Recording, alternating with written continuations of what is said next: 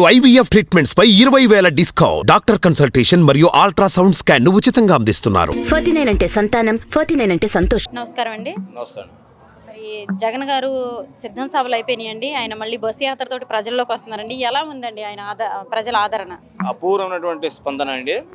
రాష్ట్రంలో ఎక్కడ చూసినా ఫ్యాన్ గాలి వీస్తూనే ఉంది. అత్యధికంగా 175కి 175 స్థానాల్లో 100% జగన్మోహన్ రెడ్డి గారు తప్పకుండా ఈ రాష్ట్రానికి ముఖ్యమంత్రి అవుతారు. 175 స్థానాల్లో అంటున్నారు. మరి ఒకవైపు చూస్తే మరి గతంలో పవన్ కళ్యాణ్ గారు 2 చోట్ల పోటీ చేసి ఓడిపోయారండి. మరి ఈసారి ఆయన ఎలాగైనా సరే గెలవాలి, అసెంబ్లీకి వెళ్ళాలి అని చెప్పేసి ఆయన పిఠాపురం నుంచి పోటీ చేస్తున్నారండి. మరి అక్కడ వంగా గీతా గారు ఉన్నారు వైసీపీ నుంచి. మరి ఈసారి గెలుస్తారంటారా పవన్ కళ్యాణ్ గారు? అసలు డిపాజిట్లు కూడా రావండి పవన్ కళ్యాణ్ గారు. ఎందుకనండి?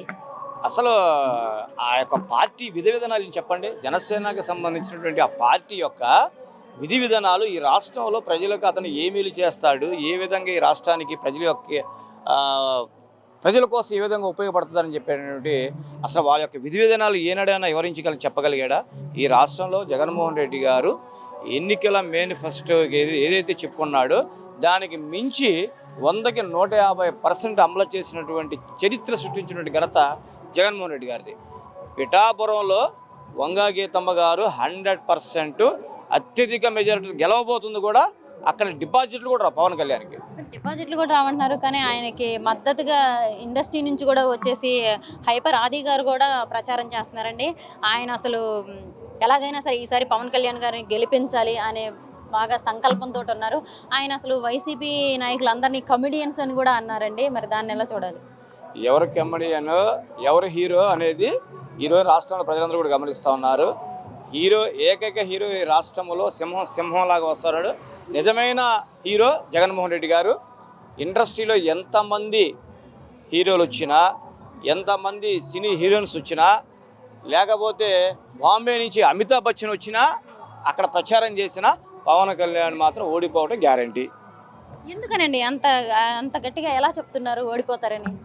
గట్టిగా ఎలా చెప్తున్నామంటే ఈ రాష్ట్రంలో 58 నెలల కాలంలో జగన్మోహన్ రెడ్డి గారు ఏదైతే ప్రజలకు హామీ ఇచ్చాడో ఆ హామీలను కూడా 100కి 100% కంప్లీట్ చేసినటువంటి చరిత్ర జగన్మోహన్ రెడ్డి గారిది.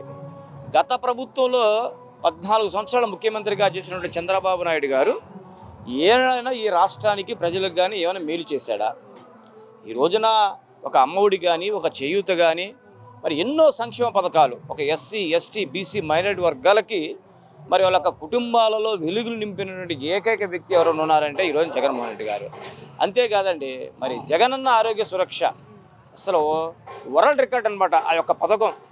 ఎవరండి ఈ రోజున తెల్లవారుజామున 5:30, 6 గంటలకే ఏఎన్ఎంస్ కానీ, జీఎన్ఎంస్ కానీ, స్టాఫ్ నర్స్ కానీ వచ్చి ఉదయాన్నే లేపి బ్లడ్ టెస్టులు చేసి ఆరోగ్యం మొత్తాన్ని కూడా పరీక్షించి మళ్ళీ వాళ్ళకి ఏదైనటువంటి ఆరోగ్యంలో సమస్యలు ఉన్నాయో కూడా అని చెప్పి ఆ రెఫరెన్స్ డాక్టర్ల దగ్గరికి తీసుకెళ్ళి మెడిసిన్ ఇచ్చి ఈ రాష్ట్రంలో ప్రజల యొక్క సుఖ సంతోషంగా ఉండాలి, ఆరోగ్యంగా ఉండాలి అని చెప్పేసి చేసినటువంటి ఏకైక ముఖ్యమంత్రి రాష్ట్రం ఎవరైనా ఉన్నారా?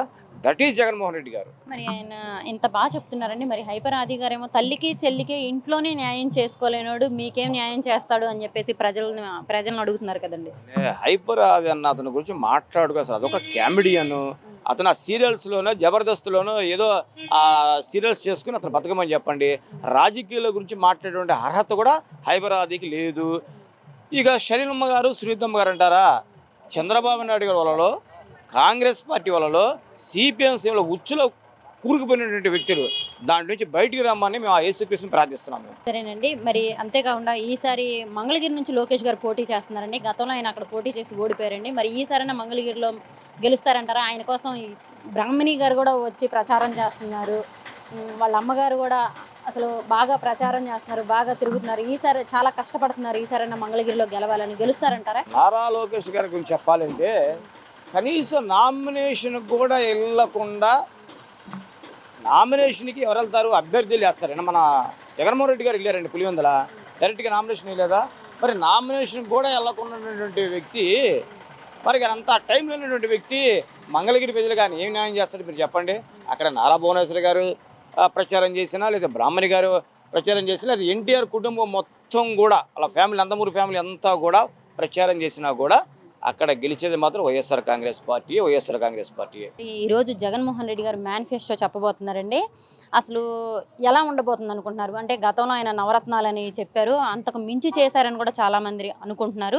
మరి ఈసారి కూడా ప్రజలకి సంతోషపడేలాగా పేదవాళ్ళు వాళ్ళకి మంచి జరిగే మేనిఫెస్టో చెప్తారనుకుంటున్నారా? 100%గా ఏదైతే గత 2019లో ఏ విధంగా అయితే ఎన్నికల మేనిఫెస్టో రిలీజ్ చేసి నవరత్నాల పథకాన్ని ప్రవేశపెట్టాడో దానికి ఇంకా మరింత మెలకువలతో రాష్ట్ర ప్రజలందరూ కూడా సుఖ సంతోషాలతో ఉండేటట్టుగా ఒక ఎస్సీ కానీ, ఒక ఎస్టీ కానీ, ఒక బీసీ కానీ, ఒక మైనారిటీ కానీ, ఒక ఓసీ వర్గాలు కానీ రాష్ట్ర ప్రజలందరూ కూడా సుఖ సంతోషాలు ఉండేటట్టుగా ఆ ఎన్నికల మేనిఫెస్టోని ఈరోజు రిలీజ్ చేయడానికి రెడీగా ఉన్నారు. ప్రతి ఒక్కరు కూడా ఎన్నికల మేనిఫెస్టో చూసి సుఖ సంతోషాలతో ఆనందంగా గడుపుతారు.